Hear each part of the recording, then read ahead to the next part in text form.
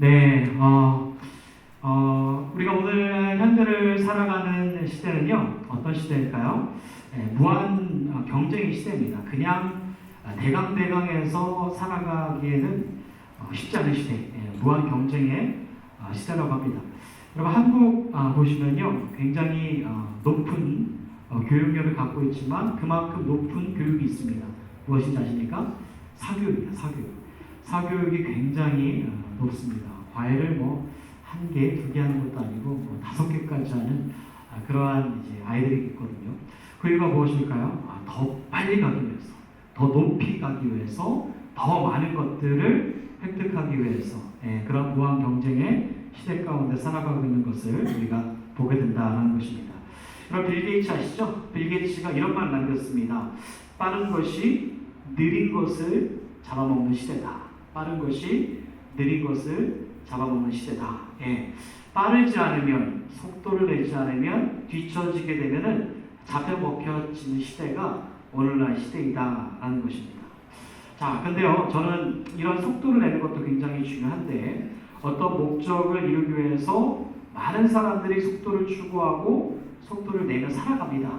그런데 저는 그 속도보다도 더 중요한 게 있다라고 생각합니다. 무엇이죠? 제가 말했는데 방향이다 라고 저는 생각하게 됩니다.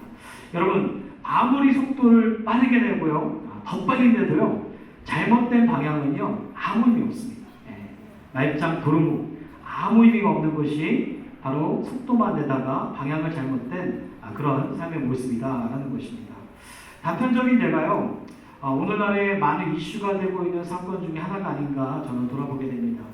여러분, 한국 뉴스 보시죠? 한국 뉴스 보시면요, SBS, KBS, MBC 틀면 어떤 뉴스가 많이 나옵니까? 캄보디아 범죄 사태가 안 나오는 데가 없어요. 안 나오는 데가 없을 정도로 굉장히 많은 그런 사건을 많은 방송사에서 메이저 빼고 마이너리티 할 것 없이 다 다루고 있는 모습들을 볼 수가 있습니다. 근데 한국뿐만이 아닙니다. 여러분, 미국에도요 난리가 났습니다. ABC, CNBC, 심지어 카타르에는 알제지라, 제가 당황스럽게 보니까 캄보디아 범죄 사건이 얼마나 심각한지 그런 모습을 보여주고 있다는 것입니다. 안타깝죠. 많은 사람들이 그렇게 사기의 범죄로 연루되어서 고통을 겪고 있는 것, 안타까운 모습일 때가 있습니다. 자, 그런데요, 사람들이 거기에 가게 되어진 이유가 무엇일까요? 지원해서 가게 되어진 이유는요, 어떤 트리거에 걸려서 지원하게 된 겁니다. 한 달에 고소득을 준다고 하는 것이죠. 한 달에 1,000만 원 준다고 합니다. 1,000만 원 주니까 여기 캄보디아 와서 일하게 되어지면은 많은 일을 금액을 벌 수 있다. 1년이면은 1,000만 원이면 12만 불 정도 되지 않겠습니까? 그런 고소득을 벌 수 있다라고 그렇게 홍보하면서 사람들을 모집하는 거죠. 여러분, 한 달에 1년에 12만 불 어때요? 이 정도면은 한국에서는 중견급 이상 그런 위치에 있는 사람들이 받을 만한 연봉입니다. 미국에서도 10만 불 넘으면 어떻습니까? 굉장히 많이 받는 거 아니겠습니까? 그럼 그냥저냥 받는 게 아니라 그래도 많이 버는 게 그러한 연봉이지 않나 생각하게 됩니다. 근데 무엇이 잘못되었는가? 여러분, 방향이 잘못되었습니다. 한 달에 1,000만 원 받는 조건이 뭘까요? 조건이 있었습니다. 보이스피싱, 사기를 자칭하는 것입니다. 자, 그런데 지원자들이 이 보이스피싱이나 사기를 자칭하는 것을 몰랐기 때문에, 모르기 때문에 지원했을까요? 아닙니다. 알고도 지원한 것입니다. 그런 보이스피싱과 사기를 자칭하는 것을 알고 있음에도 불구하고 사람들은, 많은 젊은이들은 지원하여서 고소득, 고연봉을 원하기 때문이었다는 것입니다. 속도죠. 많은 금액을 벌 수 있는 것, 단기간에 속도를 높인 것, 이런 모습들을 보게 됩니다. 자, 그런데 속도를 아무리 높여도 이런 모습은 무엇입니까? 방향이 잘못됐다는 것이죠. 그 이후에 아무리 속도를 내어도 그 이후에 그 대가를 치를 시간이 얼마나 겪게 되어진지, 저희는 속도보다 방향이 얼마나 중요한지 오늘날 이 사태 가운데서도 깨닫게 되어진다는 것입니다. 여러분, 그런 그리스도인들에게 있어서 목적은 무엇일까요? 여러분, 그리스도인의 목적이 무엇이라고 생각하십니까? 그리스도인의 목적은요, 하나입니다. 구원함에 이르는 겁니다. 우리가 예수 그리스도를 믿고 하나님을 믿는 것은요, 구원하는 거예요. 그래서 우리가 배웠지만 saving faith, 구원함에 이르는 믿음, 그런 saving faith, 우리가 구원함에 이르는 것이 바로 그리스도인들에게 목적이다라는 것입니다. 자, 그런데 그런 구원함에 이르게 되어졌을 때에 속도를 내기보다 더 중요한 것이죠. 그것은 바로 방향이다라는 것입니다. 때문에 신앙에 있어서도 방향을 점검하는 것이 너무 중요해요. 이 방향이 틀어지게 되면은 많은 것들을 그렇게 신앙생활하고 우리가 하나님 앞에 헌신하고 우리가 드려진 것 같지만 그 방향 잘못되면은 나중에 그 대가와 그리고 그 나중에 그 대가를 치르는 시간들이 어마어마하게 다가온다는 것을 바라보게 된다라는 것입니다. 여러분 오늘 본문의 말씀을 보십시오. 본문의 말씀을 보게 되면요, 그런 방향에 대하여서 굉장히 잘 설명하고 있습니다. 우리가 이 말씀을 놓치지 말고 깨닫게 되어야 됩니다. 10절에서 보게 되어지면은 뭐 어떤 표현을 쓰고 있냐면 달려가노라 라는 그런 단어를 쓰고 있습니다. 자, 그런데 14절도 달려가노라 라는 그런 단어를 쓰고 있다는 것이죠. 12절과 14절 둘 다 달려간다 라는 바울이 그런 단어를 쓰고 있는 모습을 보게 됩니다. 어떻게 보게 되면 바울은 정말 속도를 내고 있구나, 속도를 엄청 내서 달려가고 있구나 라는 것을 우리가 말씀을 통하여서 바라보게 되어지지만, 바울이 말하고 있는 이 달려간다 라는 것은요, 단순히 속도를 낸다, 속도를 내겠다 라는 말이 아니다라는 것입니다. 이 바울이 달려간다라고 담고 있는 본질적인 의미가 있는데, 그 본질적인 의미는 신앙에 있어서 방향과 목적을 담은 고백이다라는 것입니다. 여러분, 그렇다면요, 바울이 빌립보 교회에게 말하는 그 달려감의 방향이 뭔가? 달려감의 방향이 무엇인가? 첫 번째는요, 부활함에 이르기 위함입니다. 11절 말씀이었습니다. 우리 함께 읽도록 하겠습니다. 시작. 어떻게 해서든지 죽은 자 가운데서 부활에 이르려 하노니. 네. 사도 바울이 빌립보 교회에게 편지하면서 뭐라고 말하냐면 죽은 자 가운데서 부활에 이르기 위함이다 라고 말하고 있습니다. 여러분, 빌립보 교회에게 편지를 쓴 사도 바울은 지금 어디에 있을까요? 감옥에 있죠. 네, 감옥에 있습니다. 그 감옥 속에서 어떻게 해서든지 라는 표현을 담아서 빌립보 교회 성도들에게 편지하는 모습을 보게 됩니다. 마치 뭐 한국 속담처럼 뭐로 가도 뭐 서울만 가면 된다 이런 표현한 거 아닐까. 당시 조선시대 속에서 못 먹고 못 살았으니까 서울에 상경해야지만 그래도 조금이라도 출세할 수 있으니까 뭐 방법과 수단을 가리지 않고 어떻게 쓰든지 그런 단어를 바울이 쓰고 있는 것이 아닐까. 뭐 과정이 어찌됐든 결과만 주면 되는 거 아니야, 결과만 따지면 되는 거 아니야 라고 바울이 말하는 것이 아니다라는 것입니다. 여기 본문 속에 담고 있는 어떻게 해서든지 라는 이 말은요, 과정이야 어떻게 되든 결과만 중요하다는 것이 아니라 바울이 말하고 있는 그 어떻게 해서든지라는 것은 내가 복음을 전하고 고난을 받고 때때로 핍박에 일련의 그 모든 과정들이 있지만 핍박과 고난과 아픔과 슬픔과 상실과 여러 가지 것들이 있지만 그것들이 다가올지라도 나는 마다하지 않겠다는 거예요. 그래서 바울은 어떻게 쓰는지 그 단어를 쓰면서 말하고 있는 것입니다. 여러분, 왜 그럴까요? 사도 바울에게 있어서 여러 가지 고난과 아픔과 슬픔이 있었지만 그러나 그것을 어떻게 쓰는지 마다하지 않겠다라고 고백하는 이유는 그런 바울에게 분명한 방향이 있었기 때문입니다. 여러분, 방향이 무엇이죠? 바로 부활함에 이르기 위함이다라는 것입니다. 여러분, 기독교인들은요, 맹목적으로 신앙하는 맹신의 종교가 아닙니다. 믿으라면 믿어, 하라면 해. 그런 맹목적으로 신앙을 갖고 신을 믿는 그 맹신의 종교가 아닙니다. 뭐 하나님 믿으면 천국까지 가 믿어봐. 미천의 본전 아니겠어? 믿어봐. 이러는 그런 단순한 종교가 아닙니다. 그 한국교회 가운데에서 굉장히 팽폐적으로 뿌리 잡은 것이 있습니다. 어떤 주의인지 아십니까? 기복주의 신앙입니다. 기복주의 신앙은 이제 복을 받는 거 아니겠습니까? 그런 예수님을 믿으면, 하나님을 믿으면 이제 복 받으니까, 물질을 얻고 뭔가 사업에서 출세할 수 있으니까, 복을 누릴 수 있으니까 예수님을 믿는다. 그런 논리가 주의가 한국교회 가운데 팽팽하게 많이 뿌리 잡았습니다. 뭐 지금도 마찬가지입니다. 예수를 믿으면 복 받는다 라는 그런 방향 속에서만 신앙을 할 때가 많습니다. 오해하지 마십시오. 성경 속에서는요, 하나님은 여러분들에게 복을 주시길 원할까요? 안 원할까요? 원하세요. 굉장히 많은 복을 주시길 원하세요. 근데 그게 전부가 아니다라는 것입니다. 여러분 마치 이와 같습니다. 제가 저녁에 이렇게 집에 들어가면요, 아이들하고 이렇게 많이 놀아주지 못할 게 있어요. 그러면은 저희 아이들한테 달러주기 가면 되게 좋아합니다. 달러트리 1불짜리짜리잖아요. 그럼 3명 데리고 막 달러트리 가면요, 애들 막 환장합니다. 너무 좋아합니다. 그러면 이제 뭐 하성이, 하미, 하경이 뭐 장바구니를 하나씩 들고 와요. 들고 와서 거기다가 막 1불짜리 넣고 1불짜리 넣고 한 10대 개를 넣을 때가 있습니다. 야, 너 많이 넣은 거 아니야? 몇 개 빼! 이럴 때가 있어요. 여러분, 그 아이들 데리고 가서 제가 1불 마트 가서 그 사주면 애들 좋아할까 안 좋아할까요? 제가 어떤 아빠가요? 너무 좋아요. 너무 좋아요. 자, 그런데 한번 생각해 보세요. 제가 그 1불짜리 선물만 사줄 수 있는 사람인가요?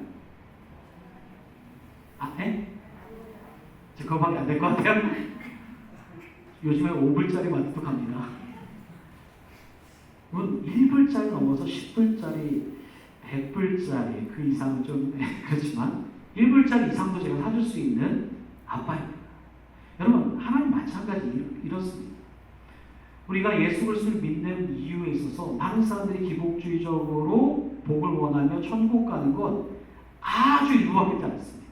정말 일부밖에 되지 않습니다. 하나님이 주시기 원하는 그 상당한 복과 지혜가 넘친다라는 것입니다. 그렇기 때문에 우리가 기억해야 되는 것은 무엇이냐면, 그리스도인 신앙은 단순히 종교 생활하는 데 목적이 있고, 그리고 그 가운데 복을 받기 위한 가운데만 목적이 있는 것이 아니라는 것이죠. 그리스도를 닮아가고 궁극적으로 부활함에 이르는 것, 그 부활함 가운데 이르는 것이 바로 그리스도인들에게 방향이고 목적이다라는 것입니다. 여러분, 그렇다면요, 부활은 무엇일까요? 여러분, 부활이 뭐라고 생각하십니까? 대부분 부활하면은 죽었다 살아나는 것, 그죠? 죽었다 살아나는 것이 부활이지 않겠습니까? 많은 사람들이 그렇게 생각할 때가 참 많이 있습니다. 자, 그런데 성경을 한번 좀 꼼꼼히 읽다 보면요, 성경은요, 예수님께서 공생의 기간 동안에 사람을 살리신 사건들이 나옵니다. 몇 번이나 살리셨냐면은 3번 살리십니다.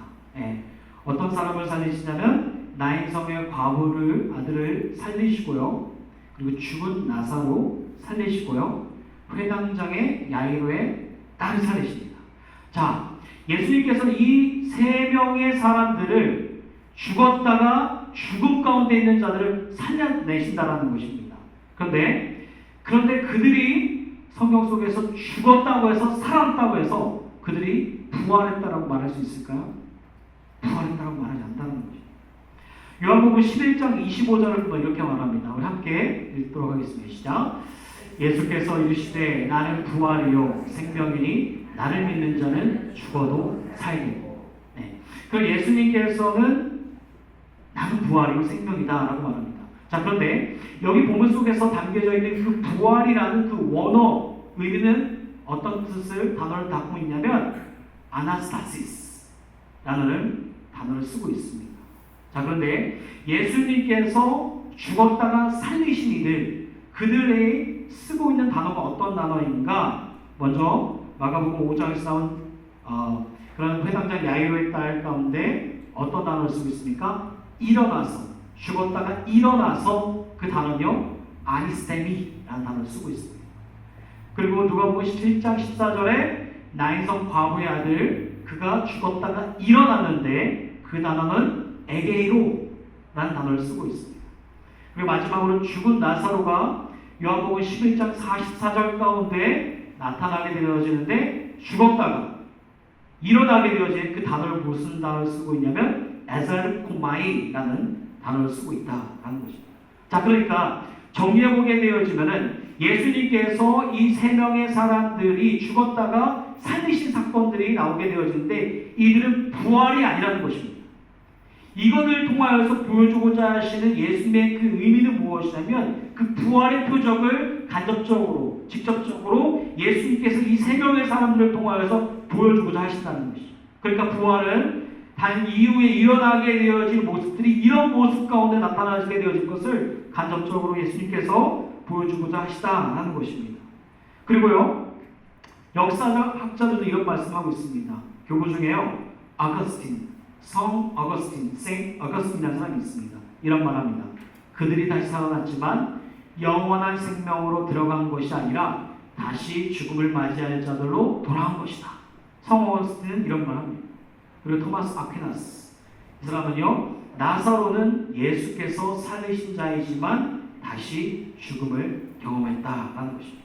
자, 그러니까 이 말씀들을 통하여서 생각해 보게 되는 것은 부활은 단순히 죽었다가 살아난 사건, 죽었다가 살아난 사건만을 의미하지 않는다라는 것입니다. 자, 그렇다면 부활은 무엇인가? 여러분, 우리가 함께 구원의 서정에 대해서 다룬 거 기억하십니까? The Order of Salvation, 구원의 서정에 대해서 다뤘습니다. 구원의 서정 가운데 네 번의 주요한 그런 사건이 일어난다라고 제가 말씀을 드렸습니다. 첫 번째는 과거에서 어떤 사건이 일어납니까? 소명과 칭의의 사건이 일어납니다. 그리고 현재적 사건 속에서 어떤 사건이 일어납니까? 성화의 사건이 일어납니다. 자, 그런데 그 성화의 사건을 넘어서 미래에 일어나게 되어질 그 사건이 있는데 그 사건은 어떤 사건입니까? 영화, glorification, 영화의 사건이 일어난다라고 제가 말씀을 드렸습니다. 그러니까 우리가 이 땅에서 살아갈 때 구원받은 자로서의 소명과 칭령을 받아서 끝나는 것이 아니라 성화의 삶을 살아가고 그 성화의 삶이 마지막 되어졌을 때 우리는 glorification, 영원롭게 되어지는 그리스도의 모습을 가진다라는 것입니다. 여러분, 우리가 이 땅에 살아갈 때 무한한 인생 살아가시는 분 한번 손 한번 들어보세요. 무한한 인생을 살아가는 분은 아무도 없습니다. 다 유한한 인생을 살아가게 되어집니다. 자, 그런데 그런 믿는 이들이 유한한 인생 가운데 살아갈 수밖에 없는데 그런 죽음을 경험하게 되어졌을 때 어떻게 되어집니까? 영혼은요, 바로 낙원에 거하게 되죠. 그리스도와 함께 낙원에 거하게 되어집니다. 자, 그런데 육체는 어디에 거하게 되어집니까? 이 땅에 묻히게 되어지는 것이죠. 먼저는 영혼의 영화가 일어나게 되어집니다. 하나님과 그리스도와 함께 거하게 되어지는 것이죠. 그리고 나서 그 육체의 영화가 일어나게 되어지는데 그 육체의 영화가 언제 일어나게 되어집니까? 예수님께서 다시 재림하게 되어지실 때에, 그때 죽은 자가 먼저 일어나게 되어지고 산 자도 들려맞게 되어지면서 영혼과 육체가 함께 영화가 되어지는데 그때 어떤 사건입니까? 완전한 부활의 사건이 일어나게 된다는 것입니다. 그러니까 그 완전한 부활의 사건이 언제 일어나게 되어집니까? 예수님께서 재림하실 그때에 제 완전한 부활의 사건이 일어나게 되어진다라는 것입니다. 자, 그러니까 그런 부활의 사건은 무엇을 뜻하는 것인가? 단순히 죽었다가 살아난 사건이 아니라는 것이죠. 영광스러운 모습, 마치 예수 그리스도처럼 그 영광스러운 모습으로 변화되어져 가는 것이, 변화됨이 바로 부활이다라는 것입니다. 여러분, 사복음서라고 말합니다. 사복음서 뭐가 있죠? 마태, 마가, 누가, 요한복음. 자, 그런데 마태, 마가, 누가, 요한복음에 제자들이, 예수님의 제자들이 있죠. 근데 예수님의 제자들이 그 사복음서에서 어떤 모습을 보였습니까?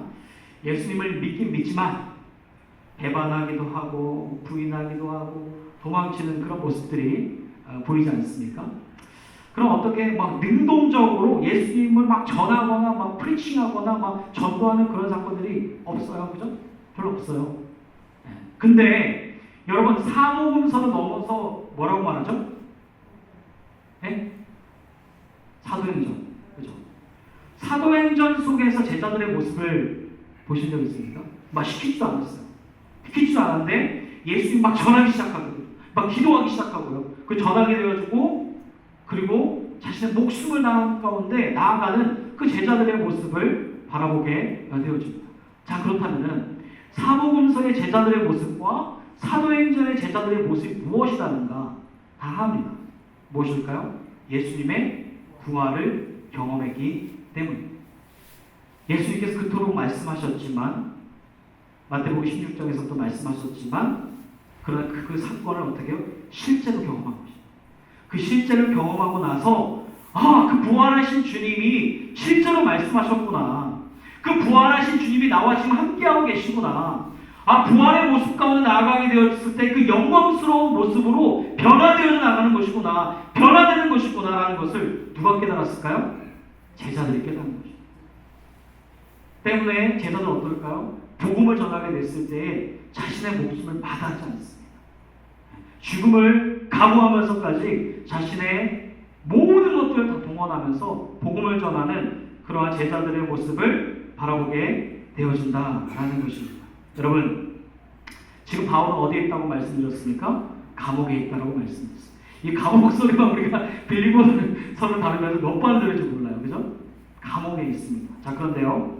그가 감옥 속에서 있지만, 고난을 받지만, 어떻게 해서라는지 내가 고난을 받고 이 누추함 가운데 상심과 어려움과 아픔과 고난 가운데 있을지라도 그는 어떻게 해서든지 무엇에 이르기 원한다고요? 부활함에 이르기 원한다. 때문에 그는 자신의 목숨을 불사르며 복음을 전하는 그러한 사도 바울의 모습을 바라보게 됩니다. 무엇이죠? 사도 바울에게 분명한 방향과 목적이 있었다는 것이죠. 무엇이요? 부활함에 이르게 되어진 것입니다. 여러분, 우리도 마찬가지입니다. 우리도 그냥 신앙생활하는 것 끝나는 건 아닙니다. 100세 시대라고 살아가지만 100세 시대 가운데 얼마나 많은 분들이 그렇게 살아가겠어요? 손에 꼽을 정도입니다. 많이 그렇게 못 살아가요. 인생은 한계가 있고 그리고 이 땅에서의 시간은 정해졌습니다. 그런데 우리가 믿음을 가진 것이 이 땅에서의 가는 시간 속에서 끝난다면 얼마나 허무하겠습니까? 그런데 성경은 약속하고 계십니다. 부활하신 주님이 지금 너와 함께하고 있다. 부활하신 주님이 우리 함께하고 있다 라고 말씀하십니다. 그리고 또 약속하세요. 함께하실 뿐만이 아니라 장차 미래에 장차 이르게 그 날에 고통하는 것이나 곡하는 것이나 아픔이나 슬픔이나 그 모든 것들은 사라지고 처음에서 하나님께서 만드신 그 완전한 상태, 그 생명의 상태의 모습이 그 부활함의 그 영광의 모습으로 이루어지게 된다라고 말하고 있습니다. 여러분, 이것 가운데 우리가 함께 신앙생활을 하면서 말씀을 나눌 때 여러분에게 분명한 방향을 갖기를 소원합니다. 그 방향은요, 우리가 부활함에 이르는 거예요. 당연히 끝이 아니라 부활함에 이르는 것입니다. 그래서 우리가 전도하는 것이고, 그래서 우리가 말씀을 나누는 것이고, 우리가 이 시간에 하나님을 바라보며 나가는 것이 시간입니다. 바라기는 저와 여러분들 가운데 살아가고 이 시대 속에서 단순히 그냥 먹고 사는 문제 가운데 우리가 시선과 눈이 돌려지는 것이 아니라 정말로 부활함에 이르는 그 영광이 날 가운데 거하게 되어지는 그 모습을 우리가 함께 기대하면서 나아가는 저와 여러분들 되어지길 주님을 간절히 축복합니다. 아멘. 자, 두 번째, 그리스도인들에게 있어서 신앙의 방향이 무엇인가? 두 번째는요, 표대를 향해서 달려가는 것입니다. 14절 말씀이었습니다. 우리 함께 읽을까요? 시작. 표대를 향하여 그리스도 예수 안에서 하나님이 위에서 부르신 부르심의 상을 위하여 달려가노라. 여러분, 바울이 달려간다라고 말합니다. 근데 어디로 달려갈까요? 표대를 향하여. 여러분, 표대가 뭐죠? 표대가 뭐예요 도대체? 영어 성경을 보니까 더 go라고 나와 있습니다. 더 go는 이제 목표이지 않습니까? 목표가 표대라는 사실인 거죠. 자, 그런데 이 표대가 단순히 그 목표만 그냥 이렇게 말하고 있는 것인가? 그 목표를 향하여라고만 말하고 있는 것인가? 그런 목표만 바라보면 되는 건가? 이렇게 생각할 수가 있습니다. 근데 원어의 그 의를 보게 되면요, 그 표대는요, 스코퍼스라는 단어가 있습니다. 좀 어렵지만 그냥 기억하지 않으셔도 돼요. 스코퍼스라는 단어가 담고 있습니다. 자, 근데 이 단어가 담고 있는 의미가 굉장합니다. 이 단어의 의미는요, 마치 이제 경기장에서 선수들이 바라보는 그 목표 지점을 향하는 something이 있어요. 이걸 어떻게 제가 잘 설명할 수 있을까? 추상적이지 말고 잘 설명할 수 있을까 고민을 많이 했는데, 예를 들면 이런 것 같습니다. 여러분 2023년도에 개봉한 영화 중에 1947년 보스턴 마라톤 보신 적 있으세요? 저희가 너무 재밌게 봤는데, 너무 재밌게 봤어요. 감동적이고 막 눈물도 흘리고 그랬는데, 여기 보게 되면요, 이제 배우 중에 이제 하정우가 있습니다. 하정우. 근데 이 하정우가 어떤 배역을 맡았냐면은 손기정의 역할로 나와요. 손기정의 역할로 나옵니다. 못 보신 분들 한번 보시기 바랍니다. 여러분 손기정 선수 어떤 선수죠? 베를린 그 올림픽에 나갈 때 한국 사람이지만 한국 선수로 뛰지 못하고 일장기를 들고 나가서 뛰었던 사람. 신기록을 내었지만 세계 기록을 내었지만 그 기록은 한국의 기록이 아니라 일본의 기록으로 남았던 그러한 달렸던 선수가 바로 손기정이었다라는 것입니다. 자, 그 위에 어떤 일들이 벌어지게 되면요, 광복이 벌어지게 됩니다. 자유하게 되었죠. 그러면서 이제 한국에는 마라톤 기록이 없으니까 차세대 주자들을 세워야 되겠다 하면서 사람들을 이렇게 찾게 되어집니다. 그러면서 이제 찾은 사람이 누구냐면요, 서윤복이라는 사람입니다. 근데 이 서윤복은 어떤 사람이었냐면은 가난했어요. 되게 가난했는데 고려대학교를 다니면서 냉면파를 하면서 그렇게 수입을 얻어서 가족에게나 학비를 이렇게 냈던 그러한 사람이었습니다. 근데 이 분이 달리기에 굉장히 소질이 있었던 거예요. 그래서 손기정이 이 친구에 찾아가서 설득시키고 너가 차세대 주자로 나가야 된다라고 여러 번 타이르면서 이렇게 만나게 되어줍니다. 그러면서 이제 한국에서 차세대 주자로 마라톤에 나가게 되어진 그 사람으로 서윤복이 됐어요. 그래서 1947년도에 이제 보스턴 마라톤에 나가게 되어지는데, 나갔을 때 어떤 메달을 땄으면은 금메달을 땁니다. 근데 금메달을 따게 되어지는데 중간중간에 어떤 일들이 벌어지게 되어지냐면요, 막 열심히 꼬리 지점을 향해서 엄청나게 달립니다. 엄청나게 달려지게 되어지는데 뭐가 공격하게 되면 갑자기 개가 공격하는 거예요. 여러분 마라톤 혹시 해보신 분 여기 계세요? 계시죠? 없어요? 아무도? Nobody? Somebody? 여러분 마라톤 하다가요, 그 페이스를 잃어버리면 어떻게 되죠? 못 따라가요. 다음에 못 달려요. 막 다리가 막 절절거리고 막 그렇습니다. 실제적으로 개 공격을 받아서 막 다리가 막 절절거려서 뛰는 그런 모습들이 있어요. 그러다가 마음을 잡고 다시 뛰게 되어집니다. 근데 다시 뛰어지게 됐을 때 어떤 일이 벌어졌을까요? 운동화끈이 풀려지게 되어집니다. 와, 그 운동화끈이 풀려진 것을 다시 메고 다시 달려지게 되는 것이죠. 여러분 생각해보세요. 개의 공격을 받았죠? 운동화끈이 풀려졌죠? 여러분 이건 낙오자입니다. 게임 오버. 게임 오버면 낙오자입니다. 근데 어떻게 했을까요? 끝까지 달리는 거예요. 어디를 향해서요? 목표 지점을 향해서 끝까지 달리는 거예요. 여러분 우리가 읽었던 그 목표를 향하여 스코퍼스라는 뜻이 바로 이겁니다. 여러분 스코퍼스는 목표를 편대를 향하다는 것은 단순히 그냥 달리는 게 아니야. 단순히 달리는 게 아니라 우리에게 어떠한 시간이 주어질지라도 그런데 개의 공격을 받거나 운동화끈이 풀려지게 되어지는 우리가 예측하지 못하는 그런 시간이 있을지라도 어떻게 해요? 딛고 일어섭니다. 딛고 일어서서 어디를 향해서? 목표를 향해서 끝까지 달리는 거야. 앞장까지 달리는 거야. 끝까지 달리는 거야. 그래서요, 영어 성경을 보게 되면요, 기가 막힌 단어를 쓰고 있습니다. 어떤 단어를 쓰고 있습니까? I press on. I press on 쓰고 있어요. I press on toward to the God. 어떻게 해요? 앞장까지, 끝까지 달려내어서 그 편대를 향하는 것입니다. 여러분, 그 편대가 누구일까요? 그 편대는 다른 분이 아닙니다. 예수 그리스도. 그리스도인들에게 있어서 두 번째로 방향을 가져야 되는데 그 방향은 표대를 향하는 곳인데 그 표대가 누구라고요? 예수 그리스도인 거예요. 우리가 다른 사람을 향하여 달리는 게 아닙니다.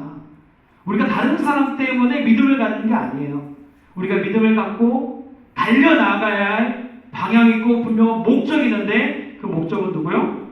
예수 그리스도라는 것이죠. 여러분, 그 예수 그리스도께 달려가게 됐을 때 데살로니가후서 2장 14절은 이렇게 말합니다. 함께 읽을까요? 시작. 이를 위하여 우리의 복음으로 너희를 부르사 우리 주 예수 그리스도의 영광을 얻게 하려 하시며. 여러분, 무엇을 얻게 하신다고 말합니까? 영광을 얻게. 너무 멋지지 않습니까? 기가 막히지 않습니까? You may obtain the glory of our God, Jesus Christ. 여러분, 영광이 그 엄청난 무게의 영광을 누가 얻게 되어준다고요? 저와 여러분들이 누구를 향해서 나아갈 때 그 예수 그리스도를 향하여서 끝까지 I press on 하며 나아갈 때 그 영광을 얻게 되어준다라고 말씀하고 있습니다. 여러분, 하나님께서 우리에게 그 영광을 얻게 하시기 위해서 어떻게 하셨을까? 우리 다시 한번 말씀 볼까요? 14절 말씀입니다. 이렇게 말씀하십니다. 다시 한번 읽도록 14절 말씀이죠. 네, 14절 말씀 빌립보서 3장 14절 말씀 다시 한번 읽도록 하겠습니다. 시작. 편대를 향하여 그리스도 예수 안에서 하나님이 위에서 부르신 부름의 상을 위하여 달려가라. 하나님께서 어디에서 부르신다고요? 위에서 여러분 부르신다는 거예요. 그 영광을 얻기 위해서. 그런데 영광을 얻게 하기 위해서 위에서 부르시는데 우리는 어떻게 해야 되는가? 예수 그리스도를 향하여서 I press on. You should press on. We should press on. 그렇게 나갈 때에 우리에게 영광을 주신다고 말씀하고 계십니다. 여러분, 바라기는요, 우리에게 있어서 이 신앙의 방향이 바로 이겁니다. 사람도 아니고 물질도 아니고 다른 어떤 것도 아니고 우리는 표대를 향하여 달려나가는 것인데 그 예수 그리스도를 향하여서 달려나가는 것이죠. 왜 그럽니까? 하나님께서 위에서 여러분들 부르시고 내가 너를 부르고 있다. 넌 나만 보고 달려와라. 나만 보고 달려와라. 내가 예비한 하나님의 영광이 있다. 그 영광을 네가 침략할 수 없지만 그 영광을 너에게 주노라 라고 하나님께서 약속의 말씀으로써 증거하고 계십니다. 여러분, 그 영광을 얻게 하기 위해서 예수 그리스도 어떻게 하시는지 아십니까? 히브리서 12장 2절 말씀 함께 읽겠습니다. 시작. 믿음의 주요 또 온전하게 하시는 이 예수를 바라보자. 그는 그 앞에 있는 기쁨을 위하여 십자가를 참으사 부끄러움을 개의치 아니하시더니 하나님 보좌 우편에 앉으니라. 여러분, 그 앞에 있는 기쁨을 위하여 그 앞에 있는 기쁨이 누굴까요? 누구죠? 저와 여러분이에요. 그 앞에 있는 기쁨은 다른 것이 아니라 저와 여러분이라는 것이. 그 앞에 있는 기쁨을 위하여 십자가를 참으신 거예요. 피할 수 있었고, 여러분 아멘 안 하십니까? 아멘이십니까? 여러분, 그 기쁨이 누구냐면 저와 여러분들인데 그 저와 여러분들을 위하여서 십자가를 피할 수 있었지만 피하지 않고 거기에 마땅히 달리신 거예요.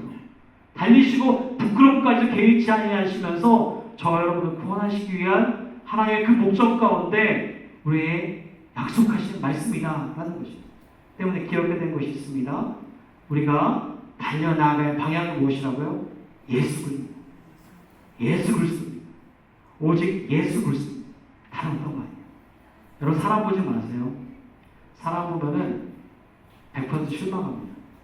저도 보지 마세요. 저도 보시면은 실망할 때가 많습니다. 의지하지 마세요. 의지하다가 상처받습니다.